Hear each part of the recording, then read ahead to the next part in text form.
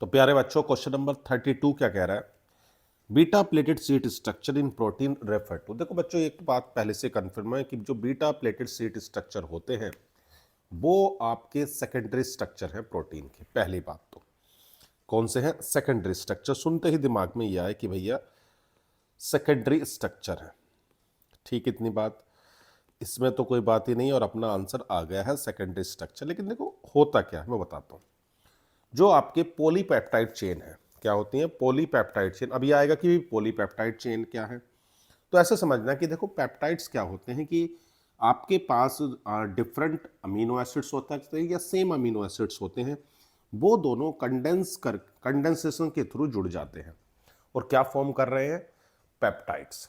तो सिंपल से एक लाइन याद रख सकते हो कि peptides are the compounds formed by the condensation of two or more your या डिफरेंट अल्फा अमीनो एसिड्स। ठीक है, तो आपकी जो पॉलीपेप्टाइड चेन होती है वो स्ट्रेच हो जाती है मैक्सिमम एक्सटेंशन और एक जिगजैग मैनर की फॉर्म में आप एक शीट बना लेती है। कुछ ऐसे देखो, अगर मैं आपको दिखाऊं तो कुछ ऐसा आपको दिखाई देगा। ये ठीक है ना, ये दिखाई दे रहा है आपको, देखो इसमें ये ठीक है ना। देखो जितना पॉलीपेप्टाइड चेन एक्सटेंड हुई उसके बाद जिगजैग मैनर में उसने एक फ्लैट शीट बनाई, उसके पास वाली ने उसके साथ एक हाइड्रोजन बॉन्ड बना लिया और कुछ ऐसा आपको नजर आता है।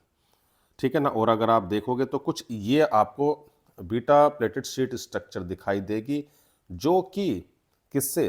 हाइड्रोजन बॉन्ड से जुड़ी हुई होगी। क्लियर है इतनी बात? इसमें तो कोई दिक्कत वाली बात नहीं है कि भैया बीटा प्लेटेड शीट स्ट्रक्चर है क्या। तो आप ये कह सकते हो कि beta beta pleated sheet structure beta pleated sheet structure is formed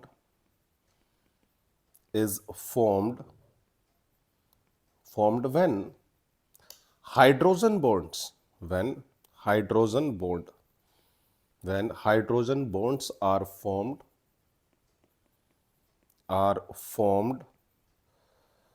between the carbonyl group between the carbonyl group of carbonyl group बोल दो या कार्बोनिल ऑक्सीजन कह सकते हो। कार्बोनिल ऑक्सीजन, क्योंकि देखो हाइड्रोजन बॉन्ड बनते किस में थे? हाइड्रोजन के साथ तो ऑक्सीजन हो, नाइट्रोजन हो या फिर आपकी फ्लोरीन हो। एंड अमाइड हाइड्रोजन्स, ठीक है, of two or more adjacent polypeptide chain. ठीक है इतनी बात, एडजेसेंट पॉलीपेप्टाइड चेन, इसमें तो कोई दिक्कत वाली बात नहीं है। इतनी बात तो समझ में आ गई आपको। चलो, जैसे मैंने आपको दिखाया, देखो आपके पास ये एक पूरी पॉलीपेप्टाइड चेन है ये वाली, और एक ये वाली है जो जिगजैग मैनर में है, और ये दोनों आपकी हाइड्रोजन बॉन्ड से ये जुड़ रहे हैं। किससे जुड़ रहे हैं? Hydrogen bond. यानी कि कार्बोनिल ग्रुप की ऑक्सीजन और अमाइड के हाइड्रोजन के बीच में जो भी आपका इंटरमोलिकुलर हाइड्रोजन बॉन्डिंग हो रही है, इसके बीच में क्या हो रही है? Intermolecular hydrogen bonding. क्लियर है इतनी बात? Intermolecular hydrogen bonding. तो बात समझ में आ गई मैंने क्या कहा कि जो आपकी पॉलीपेप्टाइड चेन है वो क्या हो रही है? मैक्सिमम एक्सटेंशन होती है और एक जिगजैग मैनर की फॉर्म में प्लेट शीट बनाती है, और दूसरी जो उसकी नेबरिंग आप ये कह सकते हो क्या नाम चेन है, वो दोनों हाइड्रोजन बॉन्ड से जुड़ जाती है। ये आपका एक सेकेंडरी स्ट्रक्चर है, इसमें कोई दिक्कत वाली बात तो नहीं है। पक्का? देखो हो तो आप बताओ, वरना तो आगे बढ़ते हैं। चलो भाई, आता है alpha helix structure feature of. देखो भाई आपके पास जो अल्फा हेलिक्स है वो, देखो पहले आपको मैं दिखाता हूँ वो होता कैसा है। देखो देखने में आपको कैसा लगेगा, पहले वो देखो। ये आपका अल्फा हेलिक्स है ये, ठीक है ना, ये चीज ये है आपका अल्फा हेलिक्स। ठीक है ना। अब देखो होता कैसे है ये देखो, ये आप ऐसे समझ लो कि एक सिलेंडर के चारों तरफ आपको एक पॉलीपेप्टाइड चेन लिपटी हुई नजर आ रही है। पॉलीपेप्टाइड चेन लिप्टी मतलब कि ऐसी कोइल जो स्टेबलाइज्ड हो रही है किससे, hydrogen bond between carbonyl oxygen of first amino acid and amide of the fourth amino acids, ऐसे आप समझ सकते हो, ठीक है ना, इसमें तो कोई दिक्कत वाली बात नहीं है। और ये आपकी पॉलीपेप्टाइड चेन है ना, alpha helix is a structural feature of the polypeptides, ये आप याद रख लेना। पॉलीपेप्टाइड्स तो क्या याद रखोगे कि कि दीज कोइल्स आर, मतलब ये ऐसे समझ लो ना कि एक सिलेंडर है उसके चारों तरफ क्या हो गई है, ये पॉलीपेप्टाइड चेन्स जो है वो क्या हो गई है, मतलब ट्विस्ट हो गई है ऐसे, और उनके बीच में हाइड्रोजन बॉन्डिंग बन गई है, ठीक है। तो आप ये कह सकते हो कि भाई अल्फा हेलिक्स क्या है कि these coils are stabilized, these coils are stabilized by hydrogen bonds,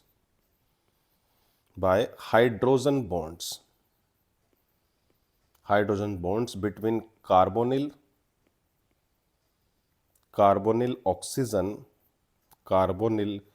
oxygen of first amino acid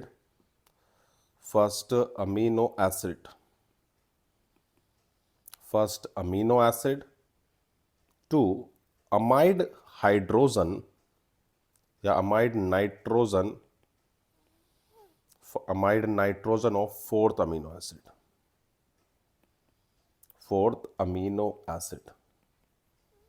clear है इतनी बात, इसमें तो कोई दिक्कत नहीं है कि यानी कि ये भी क्या फॉर्म कर रहे हैं, आपकी हाइड्रोजन बॉन्ड्स बना रहे हैं, ठीक है। इतनी बात समझ में आ गई कि अल्फा हेलिक्स क्या है कि आपकी जो पॉलीपेप्टाइड चेन है फॉर्म करती है all possible hydrogen bonds, all possible, ठीक है। यानी कि जो भी आपके अमीनो एसिड्स हैं उसमें NH2 ग्रुप की हाइड्रोजन और जो आपके पास कार्बोनिल ग्रुप है उसकी ऑक्सीजन के बीच में जितने पॉसिबल हाइड्रोजन बॉन्ड बन पा रहे थे वो बनते हैं, और ये ट्विस्ट हो जाती है किसके चारों तरफ, ऐसे समझ सकते हो कि आपके पास एक सिंपल सिलेंडर है और उसके चारों तरफ आपको ये एक पॉलीपेप्टाइड चेन दिख रही है। क्लियर बात, चलो भाई आगे बढ़ते हैं। Complete the following analogy, curdling of milk और अल्फा हेलिक्स। देखो बच्चों ये बात तो क्लियर हो गई कि जो अल्फा हेलिक्स है वो तो आपका एक सेकेंडरी स्ट्रक्चर होता है, ये बात क्लियर है। अब ये कर्डलिंग ऑफ मिल्क क्या है, देखो जो कर्डलिंग ऑफ मिल्क है ये एक डीनेचुरेटेड प्रोटीन का एग्जाम्पल है। किसका, डीनेचुरेटेड। ये होता क्या है, देखो डीनेचुरेशन ऑफ प्रोटीन का मतलब है कि एक ऐसा प्रोसेस जिसकी फिजिकल और बायोलॉजिकल प्रॉपर्टीज, किसकी, physical and biological properties of protein without affecting the chemical composition of protein is called, इतना मतलब उसकी फिजिकल और बायोलॉजिकल प्रॉपर्टीज तो बदल रही हैं बिना उसके केमिकल कंपोजिशन के चेंज हुए, उसको हम बोलते हैं डीनेचुरेशन ऑफ प्रोटीन। ऐसा होता क्यों है, अगर हम उसके फिजिकल चेंज करें, जैसे टेम्परेचर में चेंजेस करें या पीएच में चेंज करें, या फिर आप समझ सकते हो कोई सर्टेन केमिकल एजेंट्स को हम उसके प्रेजेंस में करें, तो इसकी वजह से उसकी बायोलॉजिकल और फिजिकल चेंजेस हो जाते हैं, जबकि उसका केमिकल कंपोजिशन नहीं बदलता, उसको बोलते हैं प्यारे बच्चों डीनेचुरेशन ऑफ प्रोटीन। तो जो कर्डिंग ऑफ मिल्क है वो एक एग्जाम्पल है किसका, किसका, डीनेचर्ड प्रोटीन का, ठीक है, याद रखोगे डीनेचर्ड प्रोटीन। चलो भाई इसमें तो कोई दिक्कत वाली बात नहीं है। और जो आपका अल्फा हेलिक्स है, कौन सा अल्फा हेलिक्स, किसको रिप्रेजेंट करना, secondary structure of protein, secondary structure of protein. चलो भाई अब आप आराम से ऑप्शन देख सकते हो। तो डीनेचुरेशन का मतलब तो समझ में आ गया कि ऐसा प्रोसेस जो चेंज कर रहा है फिजिकल और बायोलॉजिकल प्रॉपर्टीज को बिना उसके केमिकल कंपोजिशन का अफेक्ट किए, ठीक है। तो ऑप्शन आपका कौन सा हो गया है, डी, याद रखोगे, कोई दिक्कत हो तो आप बता दो। चलो भाई अगला क्वेश्चन देख रहे हैं।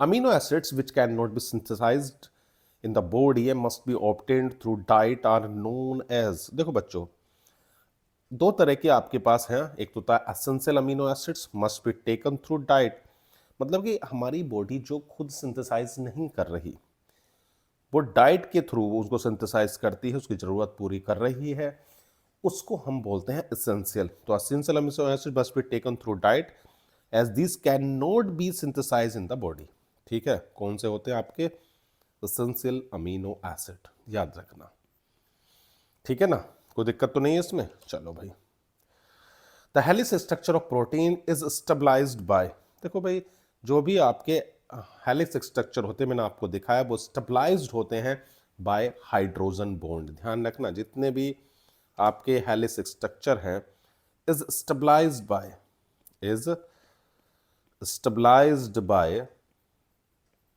Stabilised by hydrogen bond, hydrogen bond, ठीक है भाई, हाइड्रोजन बॉन्ड से क्या हो रहे हैं, स्टेबलाइज्ड हो रहे हैं।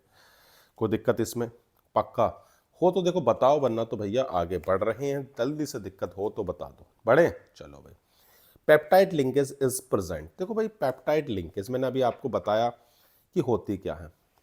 जो पेप्टाइड्स हैं वो कंपाउंड फॉर्म्ड हो रहे हैं by the condensation of two or more same या डिफरेंट अल्फा अमीनो एसिड्स, ठीक है ना। Peptide linkage present in protein, ध्यान रखना किसमें प्रेजेंट होती है, प्रोटीन में।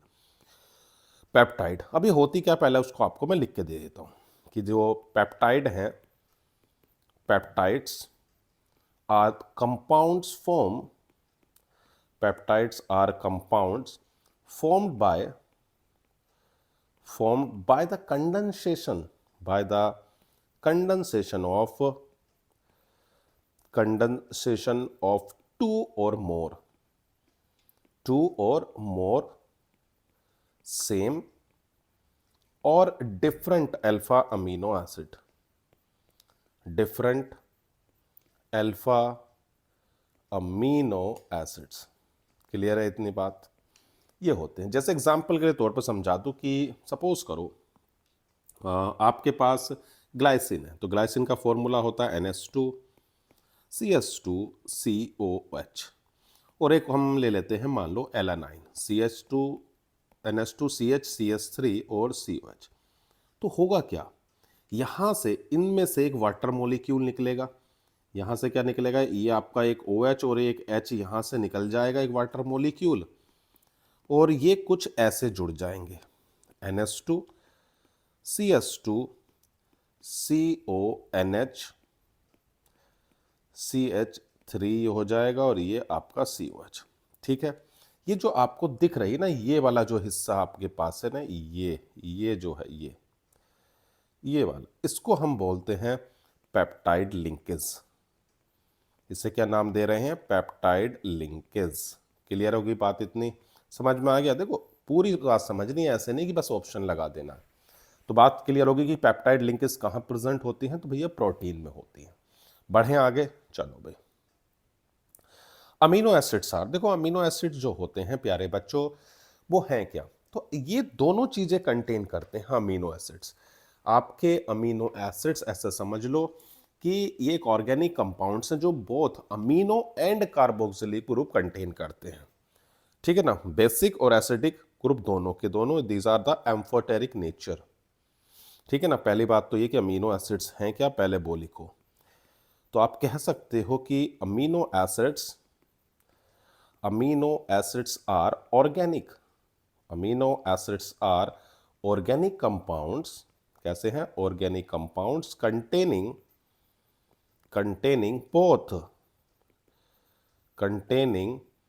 both an amino group, and carboxylic group। तो आपके पास दोनों हैं, यानी कि बेसिक भी और एसिडिक ग्रुप भी, दोनों ग्रुप होते हैं। जैसे एग्जाम्पल के तौर पर अगर आप देखो तो कुछ ये दिखाई देगा, हाँ या ना। तो ये वाला जो ग्रुप आपको दिख रहा है ये कैसा है, तो भैया ये आपका कार्बोक्सिलिक ग्रुप है जो कि एसिडिक है, कैसा है, एसिडिक, ये वाला एसिडिक ग्रुप हो गया।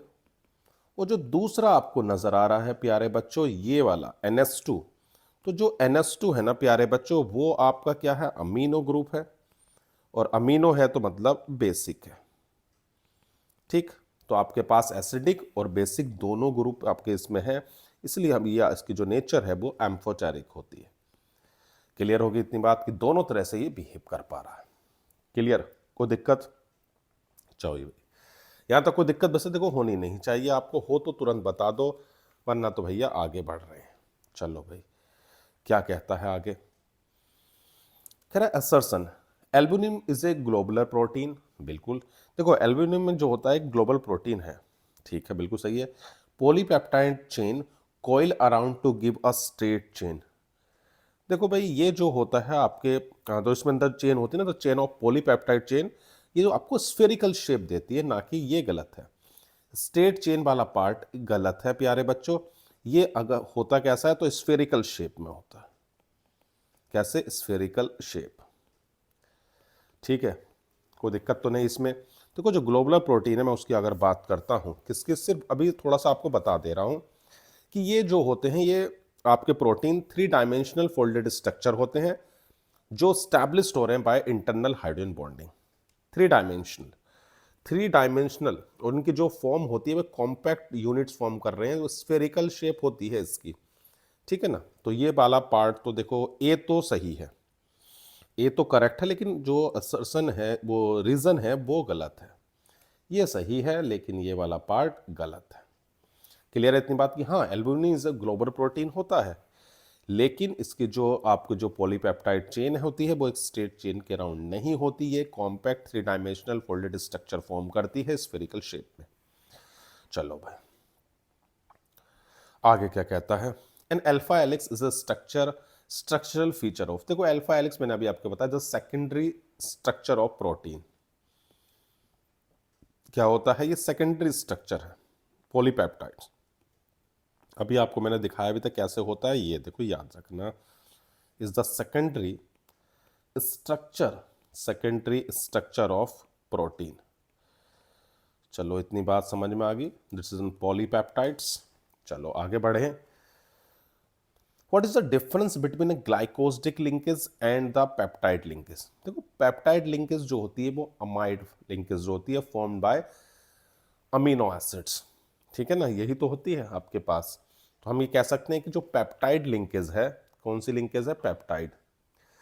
चलो इसको हम लिख सकते हैं कि जो पेप्टाइड लिंकेज है, देखो मैंने आपको दिखाई भी थी अभी बना के कि peptide linkage is an amide linkage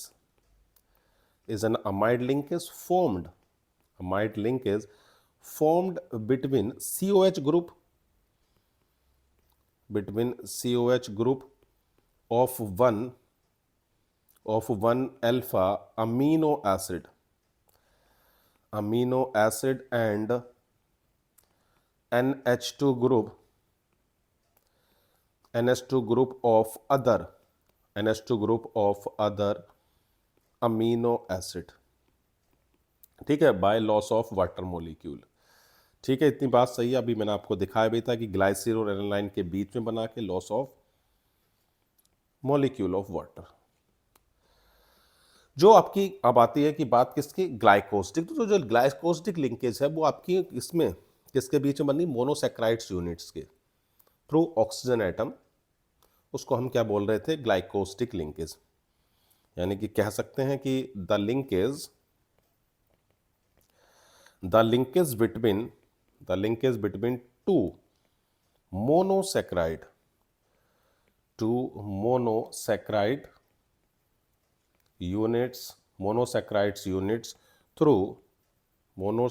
units through oxygen atom is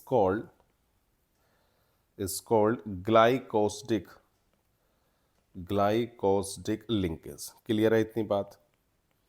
इसमें तो कोई दिक्कत नहीं। तो इसमें क्या है कि सिंपल जो आपकी मोनोसैकेराइड्स यूनिट्स होती हैं वो किससे जुड़ी हुई है? एक ऑक्सीजन एटम के थ्रू जो होती हैं वो जुड़ी हुई होती हैं। यानी कि आपके पास दो मोनोसैकेराइड्स यूनिट्स में क्या हो रहा है? मतलब सिंपल सी बात है, दो मोनोसैकेराइड्स को जो जोड़ रहा है सिंपल एक लाइन में, ठीक है ना। जो लिंकेज है दो between monosaccharides units through oxygen atom is called glycosidic linkage. Clear है? दोनों बातें समझ में आ गई कि ग्लाइकोसिडिक लिंकेज क्या है और पेप्टाइड लिंकेज क्या है। 2-3 बार आपकी आ गई है तो कोई दिक्कत होनी नहीं चाहिए, पक्का। चलो भाई आगे बढ़ते हैं। Define the following terms with a suitable example of each. देखो एनोमर्स, मैंने आपको बताया था कि एनोमर्स होते क्या है। याद आ रहा कुछ कि मैंने कहा था ऐसे ऑप्टिकल आइसोमर्स जो डिफर होते हैं कॉन्फ़िगरेशन में अराउंड C1 एटम, उसको हम एनोमर्स बोलते हैं। सच अ पेयर ऑफ, आप कह सकते हो सिंपल सी एक लाइन में क्या, कि such pairs of optical isomer, such pair of optical isomers which differ in the configuration which differ in the configuration only around C1 atom, ठीक है, only around C1 atom। चलो भाई एग्जाम्पल के साथ देख लेते हैं, ठीक है ना। ये आपका, हाँ तो ये हो गया मान लो CS2OH और ये आपका C, इधर OH इधर H, ठीक। फिर ये आपका OH नंबर डाल देते हैं 1O2, ठीक है। आपका ये थर्ड हो गया और ये आपका फोर्थ हो गया और ये आपका फिफ्थ, जो कि देखो यहाँ से जो आपको दिखाई देगा ऐसे जुड़ा हुआ, ठीक है। ये आपका फोर्थ, ये आपका फिफ्थ और ये सिक्स। अब देखो OH पर ध्यान दो, इस चीज पर आप ध्यान दो, यहां पर देखो कि OH किधर है, तो इससे मैं ये कह सकता हूं कि जो OH है ना प्यारे बच्चों, वो राइट में है। अब अगर OH को मैं लेफ्ट में जोड़ दूं, यहां H कर दूं, इधर OH कर दूं, ठीक है ना। अब आप देखो बदल गया ना। पहले कार्बन पर आप ध्यान से देखो क्या नजर आ रहा, तो अब OH की जो पोजीशन है वो आपको बदली हुई दिख रही है या नहीं, ये बताओ। दिख रही है बदली हुई, हाँ या ना। बस यही जो आपका पोजीशंस में डिफरेंस है, इसी को हम क्या नाम दे रहे हैं, एनोमर्स। सिर्फ पहले वाले कार्बन, सिर्फ फर्स्ट कार्बन की ओर ध्यान दो, उसमें आप अगर आप देखोगे तो OH आपको एक तरफ लेफ्ट तो दूसरी तरफ आपको प्यारे बच्चों राइट में नजर आएगा। क्लियर है इतनी बात, इसमें तो कोई दिक्कत वाली बात होनी नहीं चाहिए, क्योंकि देखो आसान है, ठीक है ना। अब आगे बढ़ते हैं, क्या कहता है कि एसेंशियल अमीनो एसिड्स। देखो भाई दो आपके होते हैं, एक होता है एसेंशियल और एक होते हैं नॉन एसेंशियल, ठीक है। एसेंशियल क्या है, जिनकी सप्लाइड हमारी डाइट में मस्ट है, मतलब amino acid which can not be synthesize the body must be obtained through diet is known as क्या, एसेंशियल अमीनो एसिड। आप कह सकते हैं कि amino acids which cannot be synthesized, मतलब हमें वो डाइट के थ्रू चाहिए, ठीक है ना। कुछ तो देखो ऐसे अमीनो एसिड्स हैं जो आपकी बॉडी बना लेती है, उसे हमें रिक्वायरमेंट नहीं है डाइट की, वो तो नॉन एसेंशियल है, ठीक है ना। Amino acid which can not B synthesized in the body and must be obtained through diet, ठीक है भाई। जो भी आपको डाइट के थ्रू रिक्वायर्ड है उसे हम नाम दे रहे हैं एसेंशियल। एग्जाम्पल के तौर पर आप लिख सकते हैं बैलिन, या फिर आप लिख सकते हैं ल्यूसिन, या फिर आइसोल्यूसिन। ऐसे में दो चार नाम आपको लिख दे रहा हूं, आपको याद होने चाहिए। या फिर आर्जेनाइन, ठीक है, ये लिख सकते हैं। आर्जेनाइन हो सकता है, लाइसिन हो सकता है, आर्जेनान, लाइसिन और थ्योरोनाइन, और आपका हो सकता है मीथ्योनाइन। अब बहुत सारे एग्जाम्पल हो सकते हैं। फिनाइल एनालाइन, ये हो जाएगा आपका फिनाइल एलानाइन हो सकता है, या हिस्टाडाइन भी हो सकता है, ठीक है। आप कोई भी एक दो एग्जाम्पल आप लिख देना। चलो भाई तीसरा पार्ट क्या कहता है, डीनेचुरेशन ऑफ प्रोटीन। देखो भाई होता क्या है, जो अपनी बायोलॉजिकल और कौन सी एक्टिविटीज, फिजिकल एक्टिविटीज लॉस कर रहा है, उसके पीएच, या अगर हम कुछ भी उसके अंदर ऐसा सॉल्ट या अब उसका टेम्परेचर अगर हम चेंज करते हैं, उसकी वजह से वो अपनी बायोलॉजिकल और कौन सी फिजिकल प्रॉपर्टीज को खो देता है बिना कंपोजिशन में चेंज के, उसे हम बोलते हैं क्या क्या डीनेचुरेशन ऑफ प्रोटीन। मतलब प्रोसेस, आप कह सकते हैं process that change, process that change the physical, that change the physical and biological properties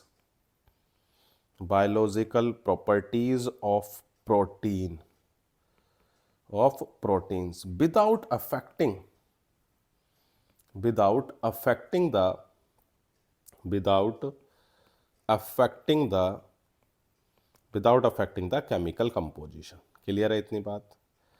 without affecting the chemical composition. अब बदलोगे कैसे? तो भैया टेम्परेचर बदल दो, ठीक है, या फिर आप क्या बदल सकते हो, सिंपल सी बात है, कोई उसमें आप पीएच चेंज कर दो, या कोई सॉल्ट या केमिकल एजेंट्स को आप उसकी प्रेजेंस में कर दो। मतलब आप किसी भी तरीके से ये चेंज कर सकते हैं। क्लियर है इतनी बात? इसमें कोई दिक्कत तो नहीं है तीनों डेफिनेशंस में कि एनोमर्स क्या है। एनोमर्स आप कह रहे हो जो भी आपके स्टीरियो ऑप्टिकल आइसोमर्स हैं, जिसमें कार्बन के फर्स्ट कार्बन के अराउंड डिफरेंट कॉन्फ़िगरेशन है, एसेंशियल अमीनो एसिड्स, ऐसे अमीनो एसिड्स जो हमारी बॉडी सिंथेसाइज नहीं कर रही है, हमें रिक्वायरमेंट होती है डाइट के थ्रू। और डीनेचुरेशन का सिंपल सा मतलब है कि जो अपनी बायोलॉजिकल या फिजिकल एक्टिविटी को खो रहा है पीएच, टेम्परेचर या कोई भी सॉल्ट ऐड करने पर, ये होता है। और ध्यान रखना, जो भी आपके डीनेचुरेशन हो उसमें सेकेंडरी और टर्सरी स्ट्रक्चर जो होते हैं प्रोटीन के वो डिस्ट्रॉय हो जाते हैं, लेकिन प्राइमरी स्ट्रक्चर्स रिमेन सेम। इसके अंदर ध्यान रखना कि प्राइमरी जो स्ट्रक्चर होता है, क्या प्राइमरी स्ट्रक्चर जो है वो आपका प्राइमरी स्ट्रक्चर रिमेन्स सेम, ये चेंज नहीं होता, रिमेन्स इंटैक्ट बोल सकते हो, ये नहीं बदलेगा। बदल कौन जाते हैं? तो सेकेंडरी टर्शरी आपके बदल जाते हैं। क्लियर है इतनी बात? कोई दिक्कत तो नहीं? बढ़े अगले क्वेश्चन की ओर, चलो देख। तो प्यारे बच्चों, क्वेश्चन नंबर 43 कह रहा है what is the difference between fibrous protein and globular protein. देखो बच्चों, अगर हम प्रोटीन, देखो प्रोटीन होता क्या है, तो protein are the complex nitrogenous molecule होते हैं जो एसेंशियल हैं हमारी ग्रोथ और मेंटेनेंस ऑफ लाइफ के लिए, ठीक है। अगर हम उनका क्लासिफिकेशन उनके मोलिकुलर स्ट्रक्चर के बेसिस पे करें तो वो दो तरह के आपके हैं, एक है फाइब्रस प्रोटीन और एक आपका ग्लोबुलर प्रोटीन। इन दोनों के बारे में बात करेंगे, ठीक है। तो देखो भाई, जो फाइब्रस प्रोटीन होते हैं वो लीनियर कंडेंसेशन पॉलीमर है। कैसे हैं? Linear condensation. जबकि जो आपके ग्लोबुलर हैं वो आपके क्रॉस लिंक प्रोटीन होते हैं, ठीक है ना। तो चलो भाई, एक सेक्शंस आप बना लो ग्लोबुलर का और एक आप बना लो फाइब्रस, ठीक है, ये आप बना लो। चलो भाई, पहला पॉइंट आप लिखें। फर्स्ट आप लिख सकते हो कि भाई ये तो क्लियर है कि मॉलिक्यूलर स्ट्रक्चर के बेसिस पर हम इनको प्यारे बच्चों क्लासिफाइड कर रहे हैं, है ना। These are cross linked polymer, cross linked protein होते हैं ये, ठीक है इतनी बात? Okay.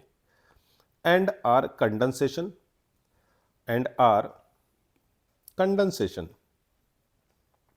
are condensation product of acidic and basic amino acid। Condensation मतलब कि दोनों आपको क्या होंगे, एक पॉलीपेप्टाइड चेन के थ्रू जुड़े हुए दिखाई देंगे। Condensation product of acidic and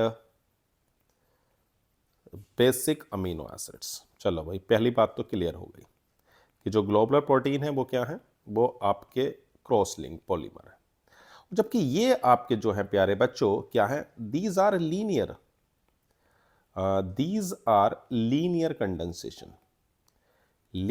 condensation polymer. बहुत बढ़िया, ठीक है भाई, लीनियर कंडेंसेशन पॉलीमर। अब आप ये भी कह सकते हो कि जो फाइब्रस प्रोटीन होते हैं वो इनसोल्यूबल हैं वाटर में, लेकिन सोल्यूबल हैं स्ट्रॉन्ग एसिड एंड बेस में। तो सेकंड पॉइंट आप ये लिख सकते हो, ठीक है ना। क्या लिख सकते हो सेकंड पॉइंट कि भाई these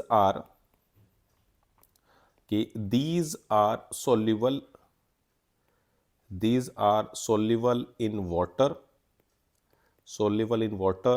minerals, acids and base। ठीक है इतनी बात। और सेकंड आप लिख सकते हो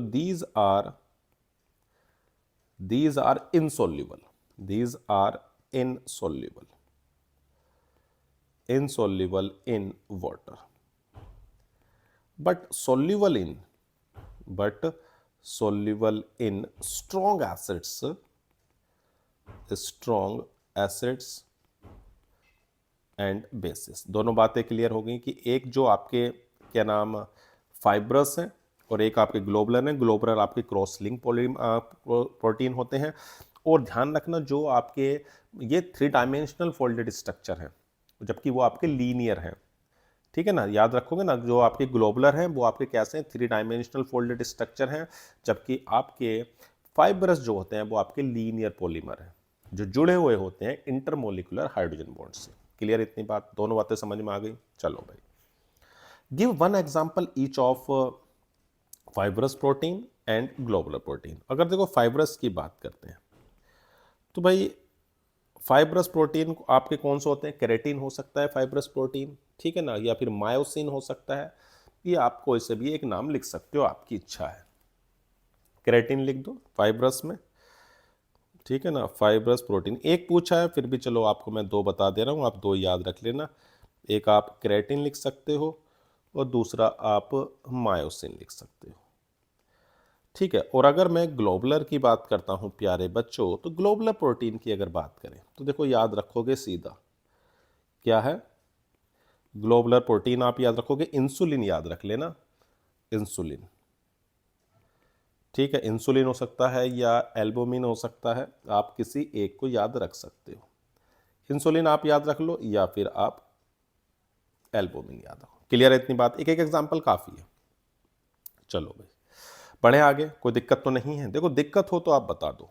चलो, अमीनो एसिड सो एम्फोटिक बिहेवियर। देखो अमीनो एसिड्स जो होते हैं ना, उनके पास दोनों चीजें हैं, एसिड्स भी हैं और बेस भी है, दोनों ग्रुप उनके पास प्रेजेंट होते हैं, ठीक है ना, इसीलिए हम उसको एम्फोटेरिक बोलते हैं। इसमें तो कोई दिक्कत होनी नहीं चाहिए ना कि भाई आपके पास उसमें NH2 ग्रुप भी है और COH ग्रुप भी है। जैसे ये आपके पास है, देखो RCH और यहाँ पर आपका हो जाएगा COH और ये हो गया आपका NH2। तो आपके पास कार्बोक्सिलिक ग्रुप तो है ही, उसके साथ साथ आपका अमीनो ग्रुप भी है। तो दोनों ग्रुप हैं प्यारे बच्चों आपके पास, ठीक है ना, अमीनो ग्रुप भी है, ये हो गया आपका अमीनो ग्रुप, और प्यारे बच्चों ये आपका हो गया कार्बोक्सिलिक ग्रुप, ठीक है इतनी बात। ये आपका हाँ कार्बोक्साइल या कार्बोक्सिलिक ग्रुप, दोनों ग्रुप हैं, इसकी वजह से एम्फोटेरिक। तो आप छोटी सी लाइन लिख सकते हो कि अमीनो एसिड्स, बात समझ में आ रही है ना, हाँ, कि amino acids have both acidic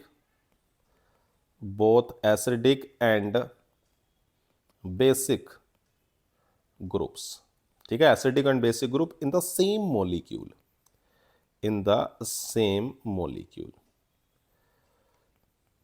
ठीक है इतनी बात। They react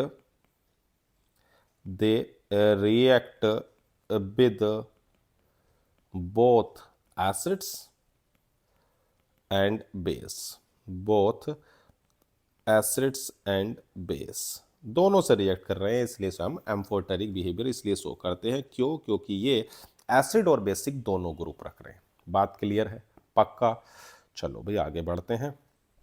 what is the difference between acidic amino acids and basic amino acids? देखो भाई एसिडिक और बेसिक क्या है। देखो भाई कुछ अमीनो एसिड्स ऐसे होते हैं जिनके पास एसिडिक पार्ट ज़्यादा होता है, ठीक है ना। हम अगर मैं एसिडिक अमीनो एसिड की बात करता हूं तो देखो acidic amino acids are those which contain more number of carboxylic group, compare to group as compare to amino group. Clear है इतनी बात? इसमें तो कोई दिक्कत वाली बात नहीं है। जिसके पास कार्बोक्सिलिक ग्रुप ज्यादा है, किसके कंपेयर में प्यारे बच्चों? कार्बोक्सिलिक ग्रुप ज्यादा है किसके कंपेयर में? अमीनो ग्रुप में। एक एग्जांपल देखते हैं। देखो एग्जाम्पल तो आपके पास बहुत सारे हो सकते हैं, आप किसी भी एक एग्जाम्पल को आप लिख लो। बस ध्यान क्या रखना है कि उसके अंदर एसिड कार्बोक्सिलिक ग्रुप पार्ट ज़्यादा हो, जैसे कि भाई NH2 CH है। ठीक है, अब इससे अगर मैं इसको जोड़ देता हूँ CH2 COH। अब ध्यान से देखो, ध्यान से क्या देखो, इसको हम एस्पर्टिक एसिड बोलते हैं। अब अगर आप इसमें देखोगे तो आपको COH ज़्यादा नज़र आ रहे होंगे कंपेरेटिवली NH2 से। बात क्लियर है या नहीं? तो जिसमें COH ग्रुप ज़्यादा है वो प्यारे बच्चों आपका कैसा है? एसिडिक है। और अगर मैं बात करता हूं बेसिक की, तो बेसिक में उल्टा होगा। ठीक है ना? तो बेसिक अमीनो एसिड में क्या होगा? तो आप कह सकते हो कि भाई basic amino acids are those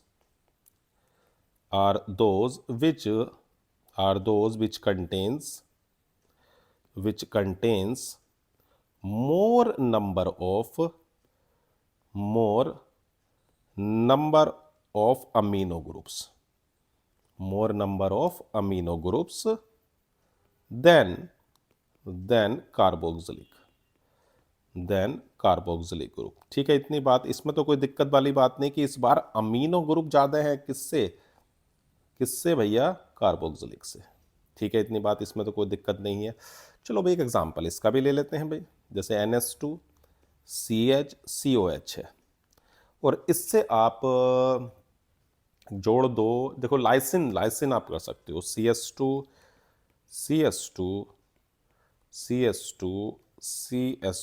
NH2।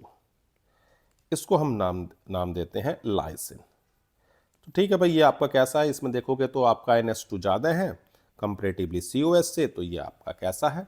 Basic. अगर दोनों बराबर होते तो प्यारे बच्चों वो न्यूट्रल हो जाता। इसमें तो कोई दिक्कत नहीं है, पक्का। चलो भाई बढ़ते हैं आगे। What type of linkage is responsible for the formation of protein? तो सीधी सी बात है, पॉलीपेप्टाइड चेन आपने सुनी है, पेप्टाइड लिंकेज आपकी रेस्पॉन्सिबल है। क्या? कौन सी? पेप्टाइड। चलो भाई पेप्टाइड लिंकेज मैंने आपको देखो बता रखी है। ठीक है ना? चलो क्या ये होती है आपके पास? CONH। इस बॉन्ड को प्यारे बच्चों, इस बॉन्ड को हम बोलते हैं क्या? पेप्टाइड लिंकेज बोल सकते हो, या फिर आप पेप्टाइड बॉन्ड बोल सकते हो। ये आपको जोड़ने का काम कर रही है प्रोटीन को। ये ना कि linkage responsible for the formation of protein, तो आप सीधा सा आंसर लिखोगे पेप्टाइड लिंकेज। ये हमारी जो दिख रही है ये आपकी पेप्टाइड लिंकेज है, पक्का। चलो भाई आगे बढ़े। कह define the following term essential amino acid. देखो ऐसे अमीनो एसिड्स हैं जो हमारी बॉडी सिंथेसाइज नहीं करती, वो डाइट के थ्रू ले रही है। ठीक है ना? तो आप लिख सकते हो कि भाई अमीनो एसिड्स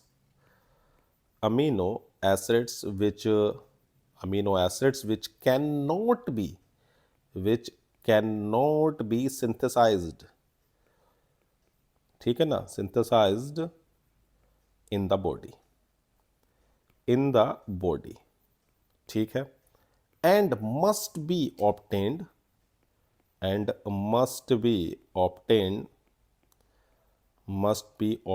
through diet। ठीक है, are known as essential amino acids। ठीक है, एग्जाम्पल आपके पास बहुत सारे हैं। दो एग्जाम्पल मैं आपको बता रहा हूँ, वैलिन लिख सकते हैं वो, या फिर ल्योसिन लिख सकते हो, आपकी इच्छा है। क्लियर है? इतनी बात समझ में आ गई कि जो आपको चाहिए, ऐसे तो बहुत सारे, आर्जिनाइन है, लाइसिन है, आप बहुत सारे लिख सकते हैं, हिस्टिडाइन है। ठीक है ना? जो आपको चाहिए डाइट के थ्रू, उसे हम क्या नाम दे रहे हैं? क्या नाम दे रहे हैं प्यारे बच्चों? Essential amino acids. चलो भाई बहुत अच्छी बात है, अगले क्वेश्चन की ओर बढ़ें। क्या कह रहा है? Define the following term denaturation of protein. देखो होता क्या है कि जो प्रोटीन अपनी बायोलॉजिकल एक्टिविटी को खो देता है, या तो पीएच बदलो या टेम्परेचर बदलो या कोई सॉल्ट या इस तरह से करते हैं, तो वो अपनी बायोलॉजिकल एक्टिविटी को खो दे रहा। ठीक है ना, तो हम कह सकते हैं कि the loss of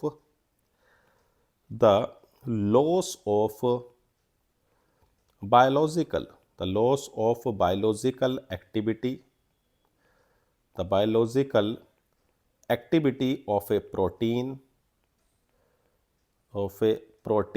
by changing the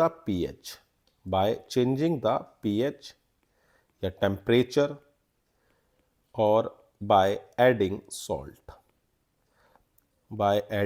some salt।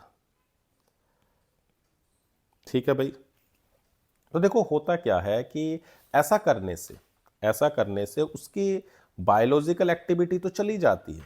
ठीक है ना, बायोलॉजिकल एक्टिविटी तो चली जाएगी, लेकिन उसका जो केमिकल कंपोजिशन है प्रोटीन का वो अफेक्ट नहीं होता। इसको हम बोलते हैं denaturation.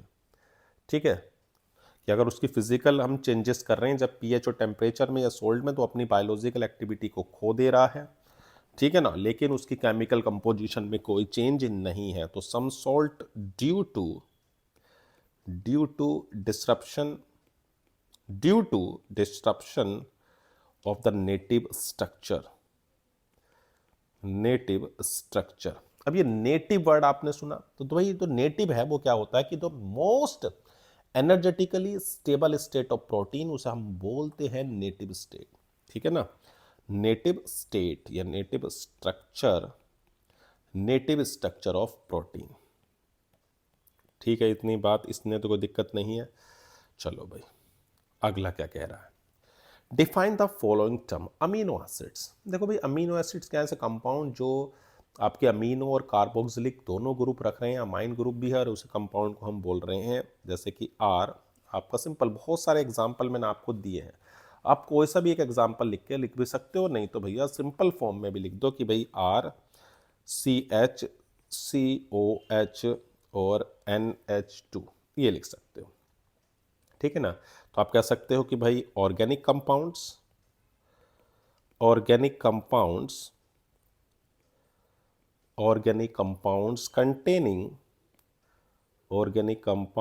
containing both amino and carboxyl group या carboxylic groups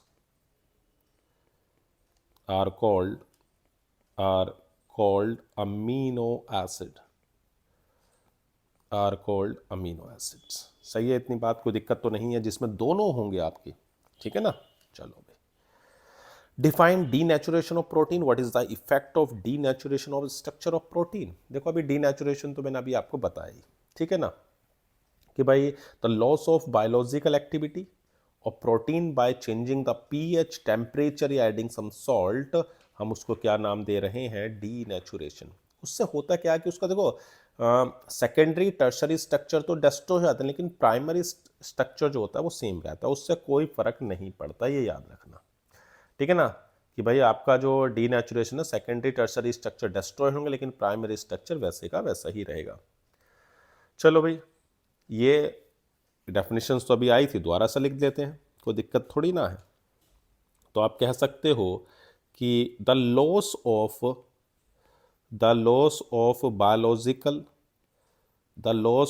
biological activity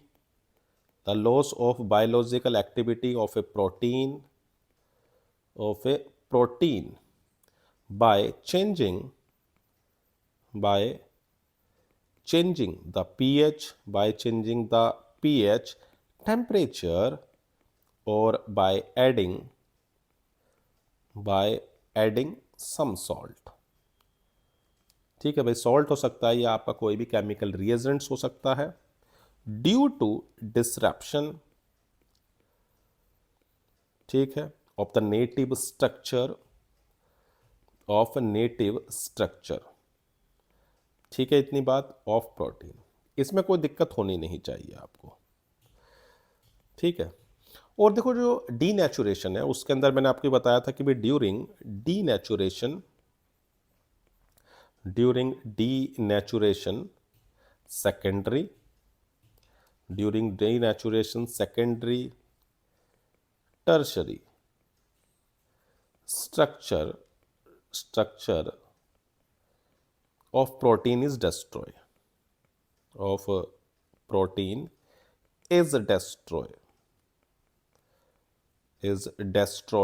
but primary structure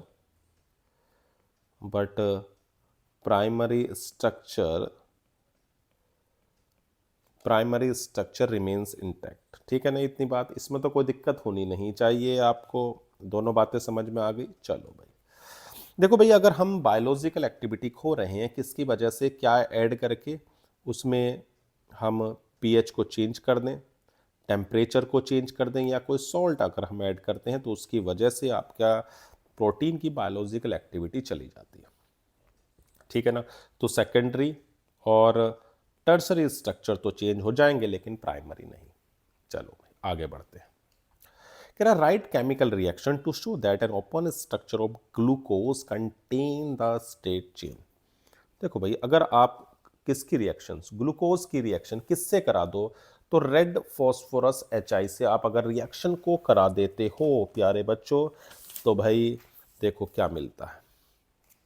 पहले तो किसकी रिएक्शन हो रही है देखो, तो अगर मैं ग्लूकोज है CHOH होल 4 और CH2OH, ये ग्लूकोज हो गया आपका। ठीक है ना, अब इसकी रिएक्शन आप किससे करा रहे हो, तो रेड फॉस्फोरस HI, तो आपको सिंपल 6 मेंबर की चेन नजर आती है। ठीक है ना, इतनी सी बात है, इसमें कोई दिक्कत होनी नहीं चाहिए, सिंपल आपको एन हेक्सेन मिल रहा है।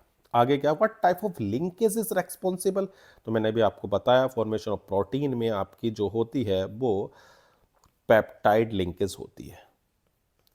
कौन सी लिंकेज है, तो पेप्टाइड लिंकेज है। चलो भाई बहुत अच्छी बात है, दोनों चीजें क्लियर हो गई, बढ़े आगे। चलो भाई अगला क्या कह रहा है, define the following with an example of each. देखो भी मैंने आपको बताया ही था, डीनेचुरेशन प्रोटीन अब आप खुद लिखोगे। ठीक है ना, एग्जाम्पल देखो आप चाहो तो लिख सकते हो curdling of milk, coagulation of egg. ठीक है ना, दोनों में एग्जाम्पल आप लिख सकते हो। ठीक है ना, चलो भाई एग्जाम्पल में लिख दो, डेफिनेशन तो देखो आपकी आई गई है, कर्डलिंग ऑफ मिल्क ये आप लिख सकते हो। चलो भाई, और दूसरा coagulation of egg white on boiling. ठीक है ना, एग्जाम्पल तो चलो याद रहेंगे आपके। अब एसेंशियल अमीनो एसिड मैंने अभी आपको बताया कि ऐसे अमीनो एसिड्स जो आपको भैया डाइट के थ्रू लेने हैं, तो आप कह सकते हो कि भाई amino acids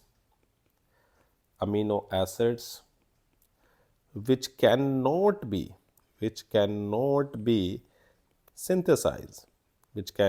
be synthesized in the body and must be obtained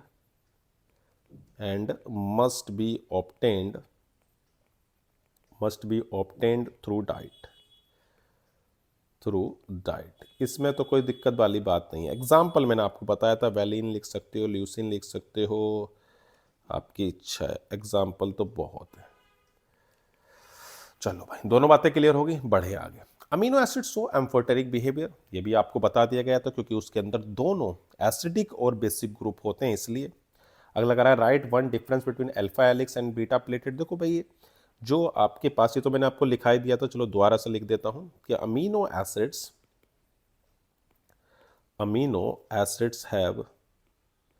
have both acidic मतलब COH ग्रुप आपके पास है, acidic groups, and basic acidic और basic groups amino in the same molecule, एक ही मॉलिक्यूल के अंदर है। चलो इसमें तो कोई दिक्कत वाली बात नहीं है ना, पक्का। अगला क्या कहता है, इसके अंदर अगर आप देखोगे तो अल्फा हेलिक्स के अंदर एलिक्स स्ट्रक्चर में आपको हाइड्रोजन बॉन्डिंग मिलती है इंट्रा, कौन सी है, intra molecular, intra molecular H bonding, ठीक है इतनी बात। और अगर आपके पास है बीटा प्लेटेड, कौन सी है, बीटा प्लेटेड, तो उसके अंदर आपको इंटरमोलिकुलर, ठीक है ना बात, इंटरमोलिकुलर एच बॉन्डिंग। तो दोनों में डिफरेंस हो गया, एक में इंट्रा है तो दूसरे में इंटर है। चलो भाई, इसमें दिक्कत होनी नहीं चाहिए आपको, पक्का। बढ़े आगे, कह रहा write the product when D glucose reacts with concentrate HNO3। देखो पहले भी आया था, अब आप लिखो इसे, पहले जरा पहले लिखो फिर मेरे को बताना, ठीक है ना। तो देखो भाई, अगर आप किसकी रिएक्शन, ग्लूकोज की रिएक्शन किससे करा रहे हो प्यारे बच्चों, तो आप करा रहे हो कंसंट्रेट HNO3 से। तो कंसंट्रेट HNO3 क्या काम करेगा, कंसंट्रेट HNO3 काम करेगा, उसको ऑक्सीडेशन करा देगा, ग्लूकैरिक एसिड बना देता है। क्या बना देता है, ग्लूकैरिक एसिड। चलो भाई बहुत अच्छी बात है, ये बना दिया ग्लूकैरिक एसिड, ठीक है ना, ग्लूकैरिक एसिड या सैक्रिक एसिड भी आप इसे बोल सकते हो। चलो बहुत अच्छी बात। अगला amino acid so amphoteric behaviour, देखो फिर से आ गया, तो मैंने आपको बताया था जिसमें दोनों ग्रुप प्रेजेंट है और राइट वन डिफरेंस। तो आप एक में कह सकते हो कि अल्फा हेलिक्स के अंदर तो आपका इंट्रामोलिकुलर हाइड्रोजन बॉन्डिंग है और बीटा प्लेटेड में आपकी इंटरमोलिकुलर। लिख लोगे ना दोनों, देखो विश्वास है आप लिख लोगे, तभी मैं आपको लिए छोड़ रहा हूं कि बार बार हो गया तो आपको टाइम खराब ना हो, आप इसे लिख सकते हो। अगला करा define protein and classify them on the basis of their molecular shape. चलो भाई देखो भाई, सबसे पहला क्या है कि प्रोटीन क्या है। तो अगर देखो प्रोटीन की अगर आप बात करते हो तो एक ऐसा आप ये कह सकते हो कि भाई प्रोटीन आपके high molecular complex biomolecules amino acids होते हैं, ठीक है भाई, या नहीं होते भाई, प्रोटीन यही तो है आपके, कि प्रोटीन और है क्या, ठीक है ना। और दूसरी बात कि जो प्रोटीन आपके हैं वो कर क्या रहे हैं, मेन चीज़ तो ये है ना कि भाई प्रोटीन आपको देते क्या है। तो भैया प्रोटीन आपके समझ लो कि आपकी ग्रोथ में, ठीक है ना, आपकी ग्रोथ में रिक्वायरमेंट है, आपकी जो मसल्स बिल्डिंग होती है उसमें रिक्वायरमेंट होते हैं, ठीक है ना, कौन, प्रोटीन। और आप ये भी कह सकते हो कि भैया कि protein are the complex nitrogenous molecule which are essential for growth and maintenance of life, ये भी आप कह सकते हो। चलो भाई, ये सबसे सही आप लिख सकते हो कि भाई proteins are complex, protein are complex nitrogenous molecule which are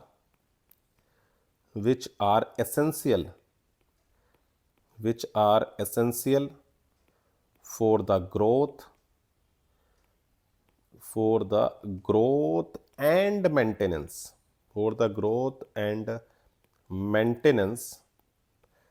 of life, ठीक है इतनी बात, इसमें तो कोई दिक्कत वाली बात नहीं है। और classify them on the basis of their molecular shape. तो दो तरह से होते हैं, एक होते हैं फाइब्रस और एक होते हैं ग्लोबुलर, दो तरह के आप इसको क्लासीफाई कर सकते हैं। पहला क्या है, तो एल हो गया फाइब्रस प्रोटीन, ठीक है ना। फाइब्रस प्रोटीन मतलब इसमें जो आपकी जो चेन्स होती हैं वो पैरेलल होती हैं और जुड़ी होती हैं किससे, by hydrogen and disulphide bonds. कह सकते हो आपकी इन fibrous protein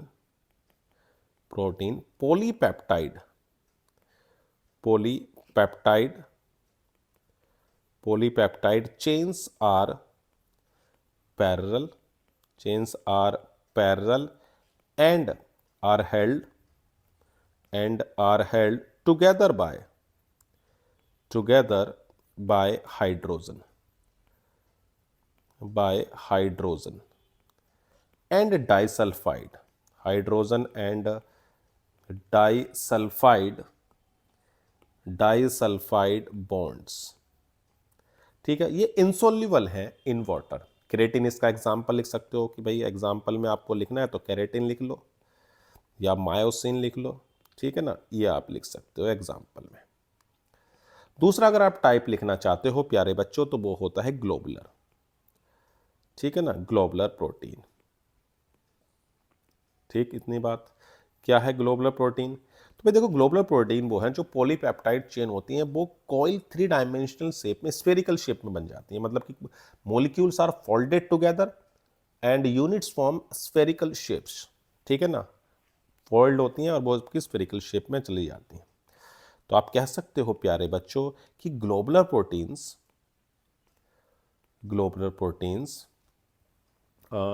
molecules are folded together into compact units forming spherical shape, ठीक है ना, ये कह सकते हो ना कि globular protein, the molecules the molecules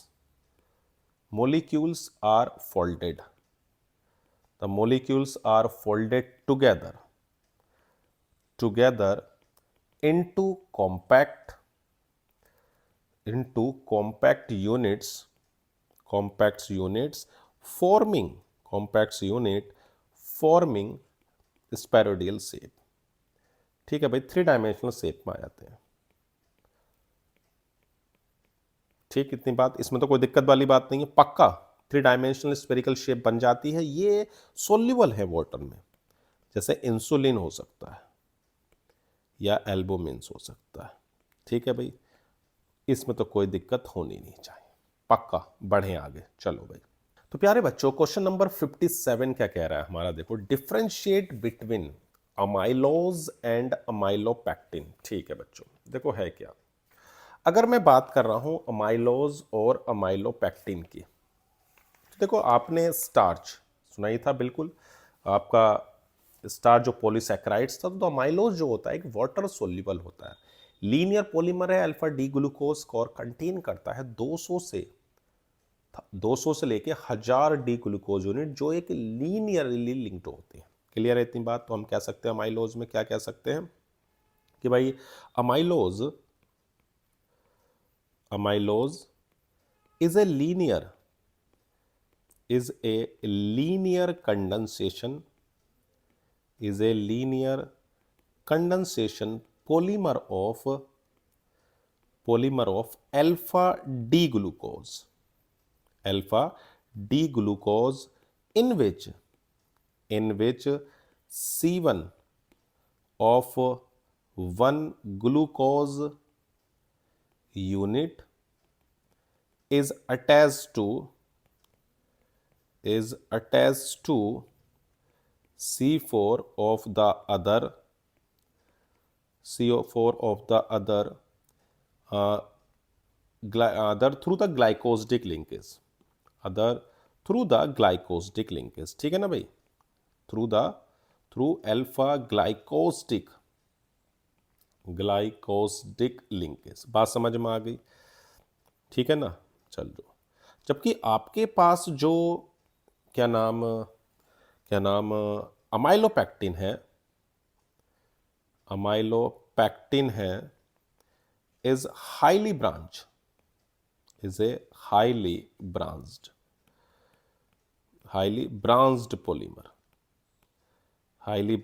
polymer, और उसमें C1C4 और C1C6 दोनों लिंकेज होती हैं। चलो अभी आपको दिखाता हूं मैं कैसे, ठीक है ना, देखो भाई, ये आपका, चलो बना देते हैं, पहले अल्फा ग्लूकोज बना रहे हैं। देखो भाई, ये था आपके पास HOH, देखो ये तो आपको बनाना आता ही है कि आप क्या करें, साइक्लिक स्ट्रक्चर बनाएं। तो उसमें ध्यान रखना कि जो चीज़ आपकी प्यारे बच्चों राइट में होती है उसे नीचे, और जो लेफ्ट में होती है उसे आप ऊपर बना दें। तो देखो मैं 2 यूनिट लेके दिखा रहा हूँ, और फिर उन दोनों यूनिट को मैं किससे आपको जोड़ के दिखाऊंगा, ग्लाइकोसिडिक लिंकेज से। तो आप समझ जाना, ये CH2OH, ये H और OH है, ये आपका OH और HOH और HOH, ये है। अब देखो, यहां से आप एक वाटर मॉलिक्यूल को निकाल दो, किस जगह से, इस जगह से, यहां से एक वाटर मॉलिक्यूल निकलेगा, तो देखो कैसे जुड़ जाएगी। चलो भाई, इसको अभी जोड़ के दिखा देता हूं मैं।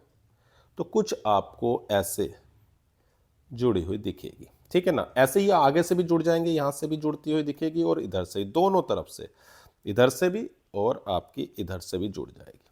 तो आपको C1 और C4, C1 और C4 के बीच में आपको लिंकेज दिख रही है। ये 1, ये 2, ये 3, 4, 5 और 6। देखो इसमें भी लगाओ 1, 2, 3, 4। तो नजर आ गया नहीं आ गया आपको?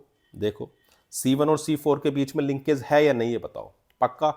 और अगर हम अमाइलोपेक्टिन की बात करते हैं, उसमें C1 C4 और C1 6 के होते हैं, उसे भी चलो देख लेते हैं, उसको भी देखते हैं अभी। चलो भाई उसको भी देखते हैं। 2 यूनिट में इसकी बना देता हूं पहले तो, ठीक है ना। ये 2 यूनिट आपकी बन जाएंगी, उसके बाद हम उसकी बना देंगे C1 और C6 लिंकेज की। चलो ये तो आपका ये था, यहाँ ये आपका H और यहां से ये जुड़ गया आपका ये, ठीक है ना।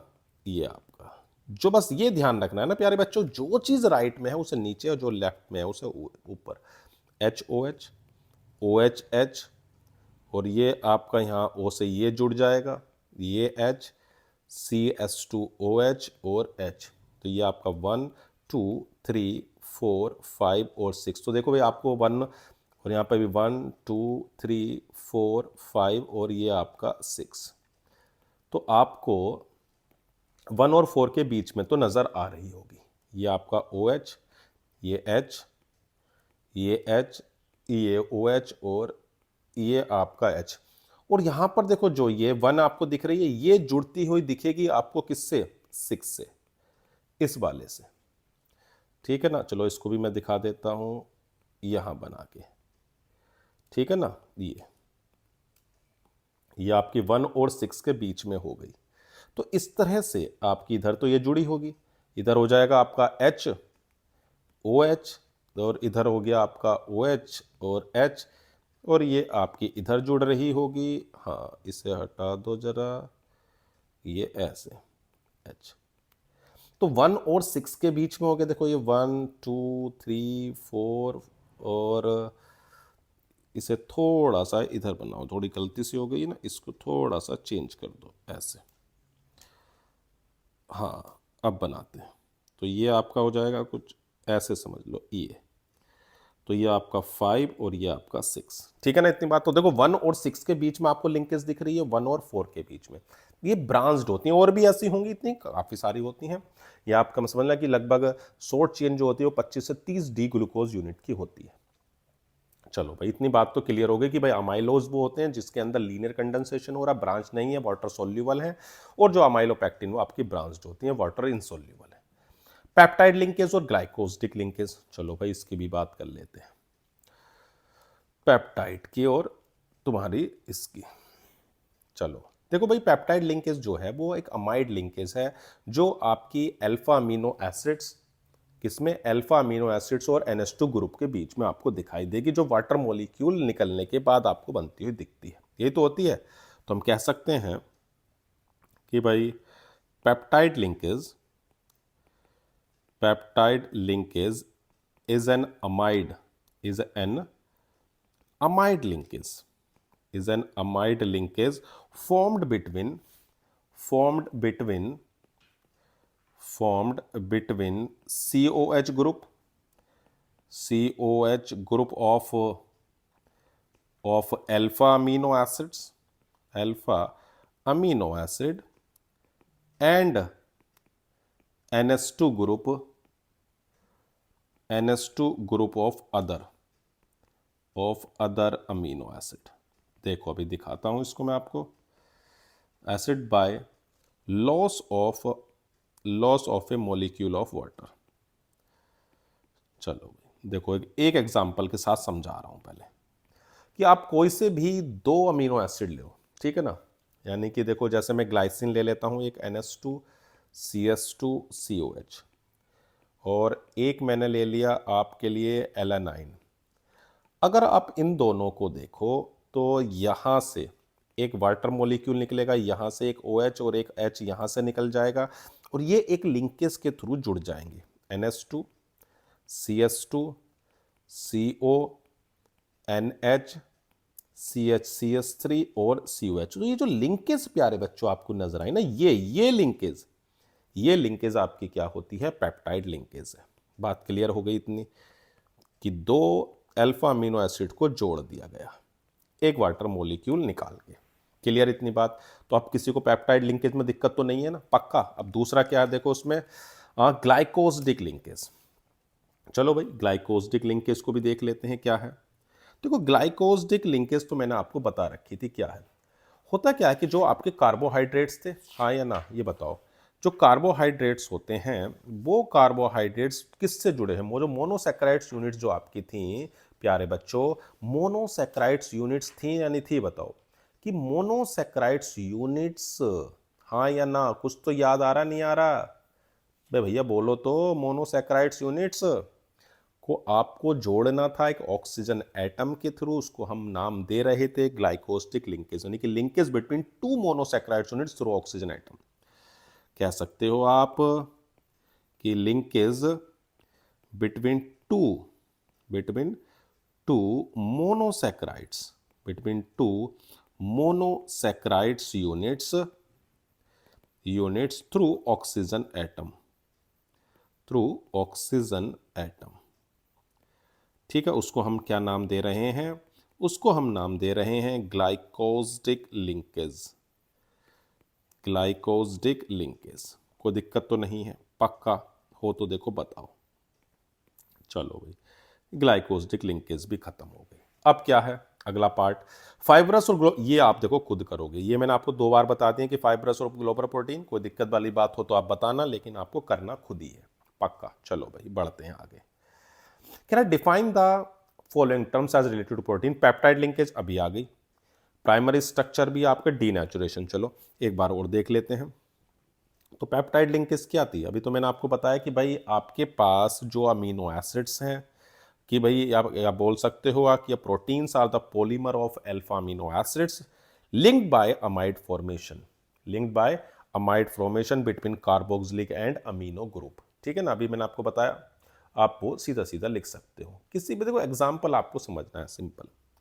जैसे पिछले वाला एग्जाम्पल से मैं आपको समझा देता हूँ कि NH2 ग्लाइसिन लिया था, NH2CH2COH, और दूसरा भी है आपका NH2CH, ये आपका एलानाइन है। इन दोनों को आप जोड़ रहे हो एक लिंकेज के थ्रू। देखो वाटर मॉलिक्यूल निकलेगा और मिलेगा आपको NH2CH2CONH। तो बस इसी को हम नाम दे रहे हैं क्या, ये जो दिख रही है ना आपको, यही है आपकी polypeptide, sorry peptide linkage. Clear इतनी बात। इसमें कोई दिक्कत हो तो देखो बता दो, वरना तो आप कह सकते हो कि peptide linkage and amide linkage form between COH group of 1 alpha amino acid and NH2 group of other amino acids. Clear इतनी बात। चलो भाई एक लाइन लिख भी लेते हैं कि भाई कि peptide linkage is an amide linkage formed between NH2 या formed between COH लिख दो, या NH2 group of one alpha amino acid and COH group of another amino acid. ठीक है भाई इतनी बात, इसमें तो कुछ दिक्कत नहीं है। By loss of molecule of water. ठीक है इतनी बात, इसमें कोई दिक्कत होनी नहीं चाहिए। चलो भाई अब आता है आपके पास प्राइमरी स्ट्रक्चर। ठीक है भाई देखो प्राइमरी स्ट्रक्चर की अगर बात करते हैं, किसकी, प्राइमरी स्ट्रक्चर। तो क्या है प्राइमरी स्ट्रक्चर, मैंने कहा था कि स्पेसिफिक सीक्वेंस है जिसमें अमीनो एसिड्स लिंक्ड होते हैं, किसके थ्रू, पेप्टाइड लिंकेज। हम सिंपल से बोल रहे हैं, उसे बोल रहे हैं प्राइमरी स्ट्रक्चर। कोई दिक्कत हो देखो बताओ, वरना तो भैया लिख लोगे। तो मैं दोबारा बता दे रहा हूं, the sequence in which amino acids are linked in one or more polypeptide chains of a protein is called primary structure। चलो लिख देता हूं मैं। याद तो देखो आपको करना ही पड़ेगा, थ्योरी है तो आपको ये नहीं कि भाई आप बस हवा में बात करोगे, नहीं, ठीक है ना। तो सारी चीजें देखो मैं आपको लिख के दिखा रहा हूं। The sequence in which the amino acid in which the amino acids are linked in one or more polypeptide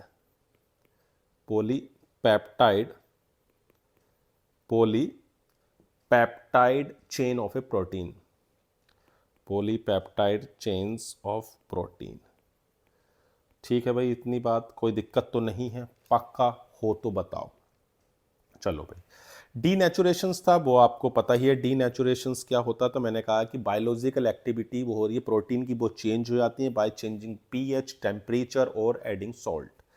ठीक है भाई, लिख सकते हो और आराम से कि भाई द लॉस ऑफ, ये भी देखो कई बार आ गया है, अब याद हो जाना चाहिए। Biological activity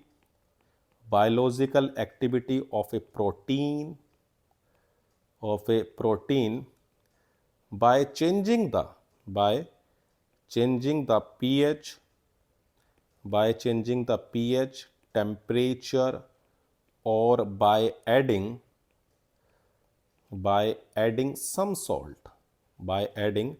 some salt due to disruption of native structure। ठीक है, इतनी बात, इसमें कोई दिक्कत हो तो बताओ, पक्का। चलो भाई, तो डीनेचुरेशन भी देखो कई बार आ गया, आपको समझ में आने लगा। कुछ ऐसे क्वेश्चंस हैं जो आपको बार बार नजर आएंगे, जैसे peptide linkage, glycosidic linkage, primary structure, denaturation, ये सब बार बार आने में लग रहे हैं। याद हो गए होंगे आपको। चलो भाई, क्या कहता है अगला, व्हाट आर द एसेंशियल और नॉन एसेंशियल अमीनो एसिड्स। देखो भाई, मैंने आपको बताया था एसेंशियल जो आपकी बॉडी सिंथेसाइज नहीं कर रही है, आपको रिक्वायरमेंट है डाइट के थ्रू, और जो बना लेती है, सिंथेसाइज कर लेती है आपकी बॉडी में, तो उसे हम बोलते हैं नॉन एसेंशियल। ठीक है ना। तो क्या कह सकते हो आप कि भाई amino acids which can not B synthesized in the body and must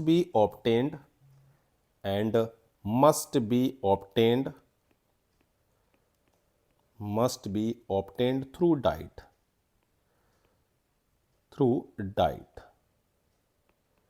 ठीक है, are known as essential amino acids। ठीक है, इतनी बात, इसमें तो कोई दिक्कत नहीं। एग्जाम्पल मैंने आपको बताए हुए, वेलेनाइन लिख सकते हो या फिर आप ल्यूसिन लिख सकते हो। ठीक है ना। चलो भाई, अब आपके पास क्या है, दूसरा पूछा है नॉन एसेंशियल। ठीक है भाई, amino acids which can be synthesize, amino acids which can be synthesized. ठीक है भाई, इतनी बात, सिंथेसाइज्ड इन द बॉडी। ठीक, in the body, known as non essential. Example में लिख सकते हो भाई, जैसे एलानाइन या फिर ग्लूटामिक एसिड लिख सकते हो। अब बहुत सारे 10 होते हैं, आप 2 याद रख लो, काफ़ी है। चलो भाई, कोई दिक्कत तो नहीं है, हो तो देखो आप बताओ, वरना तो आगे बढ़ रहे हैं भैया, जल्दी। क्या कह रहा है, read the given passage and answer the questions. ठीक है भाई, organic compounds containing amine as a functional group are present in the big variety of compounds, namely amino acids, hormones, neurotransmitters, DNA, alcohols, dyes, etc. Drugs including nicotine, morphine, codeine, and heroin, which have psychological effects on human, also contain amino group in one or more other. Amines are basic because of the presence of lone pair of electron on nitrogen. Addition of nitrogen into an organic framework leads to the formation of 2 families of molecules, namely amines and amides. As chemistry student, we must appreciate the versatility of nitrogen. What are the amino acids? देखो amino acids, देखो passage में अगर आप ध्यान से पढ़ोगे तो इतना आपको क्वेश्चंस के बारे में नहीं मिलेगा। क्वेश्चंस तो आप ऐसे हैं कि आप बिना पैसेज को देख के भी कर सकते हैं। ठीक है ना। देखो, what are the amino acids, तो आप कह सकते हो जिसमें आपके NH2 और कार्बोक्सिल ग्रुप दोनों होते हैं उसे कॉल्ड अमीनो एसिड्स। तो फर्स्ट वाले में तो कोई दिक्कत होनी नहीं चाहिए आपको, क्योंकि इतनी बार करने के बाद भी अगर आपको दिक्कत हो रही है तो इतना करने का फायदा भी नहीं है आपका, ठीक है ना। तो organic compounds containing both amino and carboxyl group. चलो भाई, कार्बोक्सिलिक ग्रुप, इसमें कोई दिक्कत नहीं है। आगे कह रहा why are amino acids amphoteric, तो मैंने आपको बताया कि दोनों चीजें प्रेजेंट हैं, दोनों ही तो हैं। अगर दोनों होंगी तो हम उसे क्या कहते हैं, एम्फोटेरिक, यानी कि as amino acids have both acidic, भाई उसमें एसिडिक ग्रुप भी है, एंड बेसिक ग्रुप्स यानी कि NH2 in the same molecule, इसलिए वो रिएक्ट कर सकते हैं दोनों से।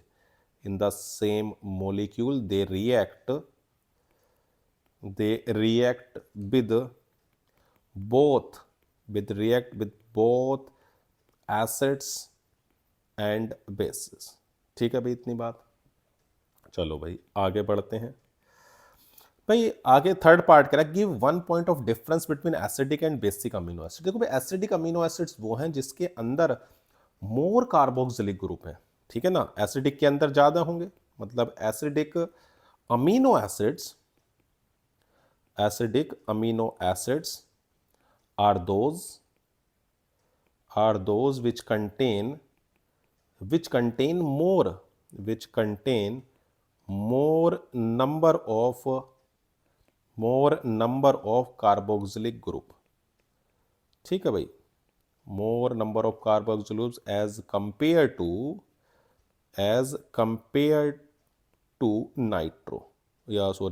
NH2 group. ठीक है भाई, लिख सकते हो आप कंपेयर टू NH2 ग्रुप, कोई दिक्कत इसमें। अगला क्या कह रहा है इसी में कि भाई हाँ, ये तो डिफरेंस हो गया। और अब बेसिक अमीनो वो होते हैं जिसमें NH2 ग्रुप ज्यादा हो। What are the essential amino acids, जो भाई रिक्वायरमेंट आपकी बॉडी के डाइट के थ्रू, ठीक है ना। तो आप कह सकते हो कि भाई amino acids which cannot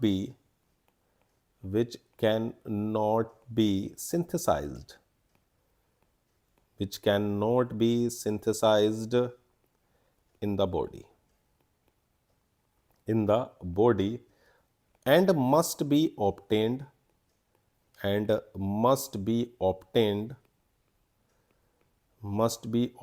through diet। ठीक, इतनी बात, इसमें कोई दिक्कत तो नहीं है। एग्जाम्पल में आप लिख सकते हो वेलाइन एंड ल्यूसिन। चलो भाई अगले पॉइंट की ओर, क्या कहता है, name the linkage formed and carboxyl and one amino acid condense with amino ends of other amino. तो सीधी सी बात है, आपके पास है पेप्टाइड लिंकेज, ये आपको कई बार बता दी गई है, पेप्टाइड लिंकेज। चलो कोई दिक्कत तो नहीं है, पक्का। चलो भाई आगे बढ़ते हैं। Define the following terms enzyme. देखो बच्चों, होता क्या है कि बहुत सारी रिएक्शंस ऐसी हैं जो स्लो रिएक्शंस हैं। बायोलॉजिकल रिएक्शंस की बात करूं, जैसे आप खाना खाते हो, तो खाना अगर बाई चांस से सोचो कि बायोलॉजिकल कैटलिस्ट नहीं होते तो उसी खाने को डाइजेस्ट होने में आपको कम से कम 50 साल लग जाते। लेकिन यही बायोलॉजिकल कैटलिस्ट जिन्हें हम एंजाइम्स कहते हैं, वो बहुत ही फास्ट रिएक्शंस कर देते हैं, ठीक है ना। इसमें तो कोई दिक्कत नहीं है। तो हम ये कह सकते हैं these reaction are catalyzed by the group of molecules. बहुत सारी रिएक्शंस ऐसी हैं जिन रिएक्शंस को फास्ट कर रहे हैं कौन एंजाइम्स। जो एंजाइम्स क्या हैं, तो आप सिंपल सी लाइन में ये बोल सकते हो कि एक बायोलॉजिकल कैटलिस्ट है। क्या है? बायोलॉजिकल कैटलिस्ट, जो आपकी बायोकेमिकल रिएक्शंस को क्या करने का काम कर रहे हैं, फास्ट करने का काम कर रहे हैं। किसी को इसमें दिक्कत हो तो देखो बता दो, ठीक है। तो क्या हैं आपके एंजाइम्स, वो आपको समझ में आ गए होंगे एक लाइन में कि enzymes are the biological catalyzed produced by living cell which catalyze the biochemical reaction. एक लाइन में आप याद रख सकते हो पक्का। चलो भाई लिख देते हैं कि enzymes are the enzymes are biological catalyst produced by living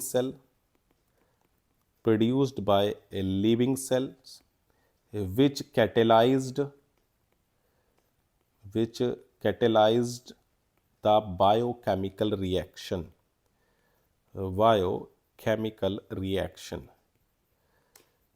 clear इतनी बात, इसमें कोई दिक्कत तो नहीं है। इन लिविंग ऑर्गेनिज्म, ठीक, कोई दिक्कत तो नहीं। देखो हो तो आप बता दो। एग्जाम्पल की भी अगर बात करें तो देखो जैसे माल्टोज है, माल्टोज को हम किस में तोड़ रहे थे, तो भैया ग्लूकोज में प्लस ग्लूकोज में 2 यूनिट जा रही थी। तो भाई ये आपका जो होता है एंजाइम वो होता है माल्टेज, ठीक है। ऐसे आप यूरिया भी है, तो यूरिया किस में जा रहा है आपका कार्बन डाइऑक्साइड और अमोनिया में, कौन कर रहा है तो यूरीज। तो ऐसे बहुत सारे एग्जाम्पल आपके पास है, ठीक है ना। इतनी बात, इसमें तो कोई दिक्कत वाली बात होनी नहीं चाहिए। चलो भाई आगे बढ़ते हैं, देखते हैं अपना अगला क्वेश्चन क्या कह रहा है। कह रहा why vitamin C can not be stored in our body. देखो भाई विटामिन सी जो है वो सोल्यूबल है वाटर में, जिसकी वजह से उसे स्टोर नहीं कर सकते, वो यूरिन के थ्रू बाहर निकल जाता है। तो आप कह सकते हो कि vitamin C is soluble in water, soluble in water, water में सोल्यूबल है, एंड रेगुलरली एक्सट्रैक्टेड